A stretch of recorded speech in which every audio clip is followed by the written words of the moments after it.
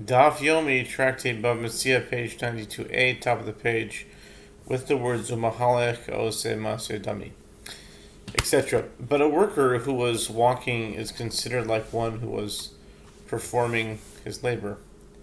Yet since one who was performing labor on this vine may not eat from another vine, he would not be entitled to eat while walking, if not for the ordinance of the sages. The Mishnah teaches, and with regard to a donkey, it is permitted to eat when it is being unloaded.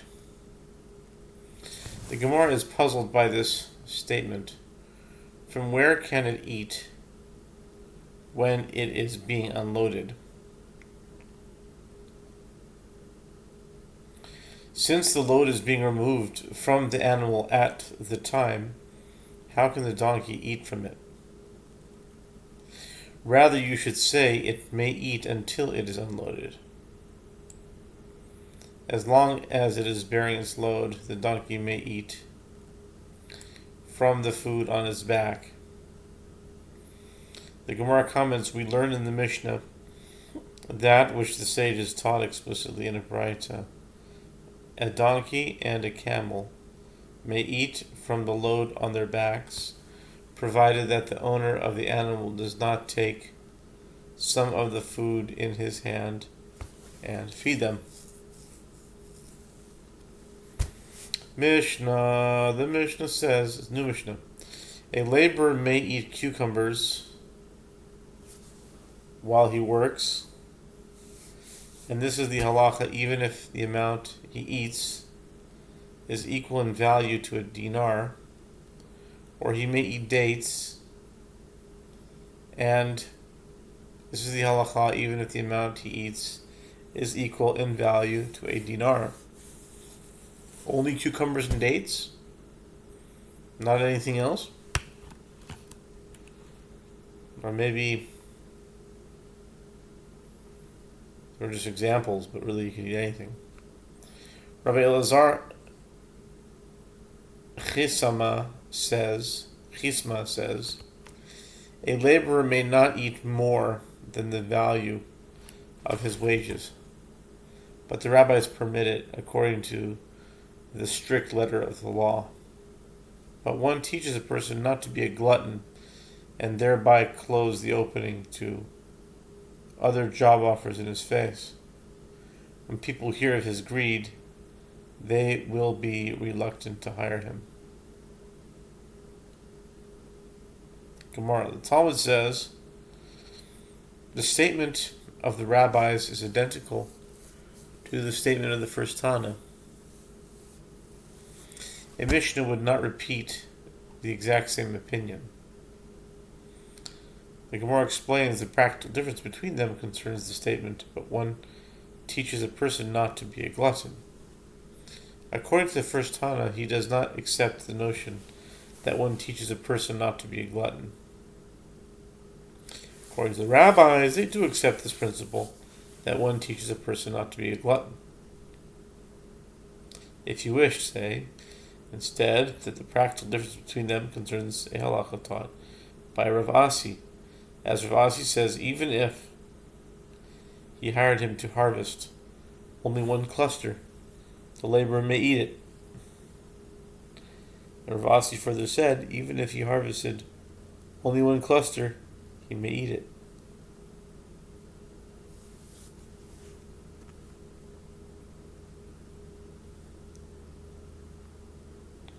The Gemara comments, and it was necessary for Rav Asi to state both of these halachot, despite their apparent similarity.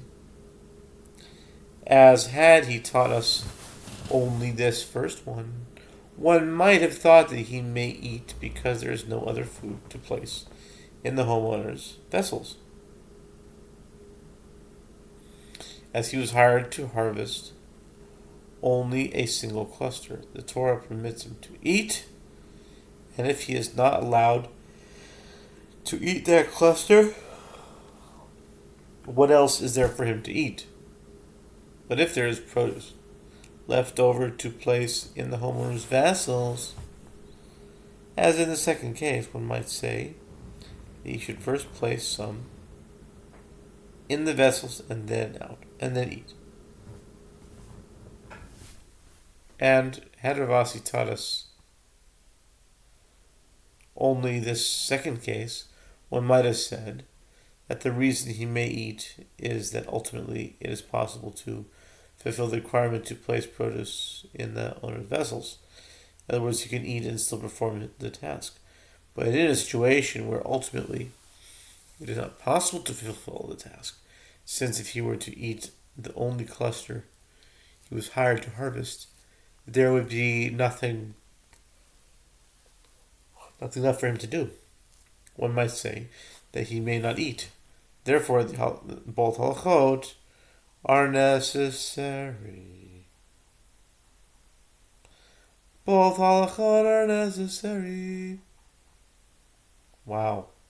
We might have to do 2 parts to this one. This is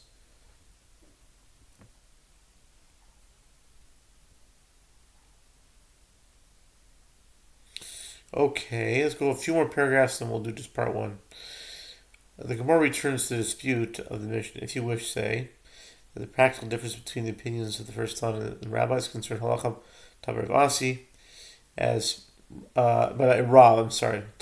As Rav says, I found a concealed scroll, a document that lists halachot in shortened form, so that they will not be forgotten. Rav discovered this document in Rabbi Chia's house, and it was written in it. Isi ben Yehuda says that with regard to the verse, when you come into your neighbor's vineyard, then you may eat grapes until you have enough at your own pleasure. Deuteronomy 23:25. The verse is speaking of the entry of any person who passes alongside a vineyard, not only a laborer. And Rav said in response, Isi has not left any livelihood for any entity, as many people might pass by and consume all the fruit of one's vineyard. The first time agrees with Rav, while the rabbis accept Isi ben Yehuda's opinion that by right even one who is not labor may eat.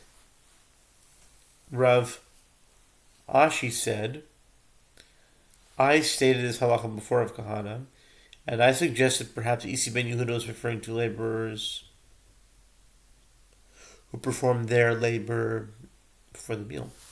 That is, they voluntarily enter his vineyard to perform labor and eat. In other words, Isi ben Yehuda did not mean that anyone may help themselves to produce. Rather, if one chooses to perform labor in the vineyard of another, he may eat from his grapes even if he was not hired by the owner. Rav Kahana said to me, even so, a person prefers to hire laborers to pluck the fruit of his orchard rather than to have everyone come and eat it, as he fears that people did not hire might perform the work properly. I will stop here and continue on. I don't know if I'm going to make this one. Wow. 90, that's a long daf. I mean, even regular standards, it's a long Amud. 92.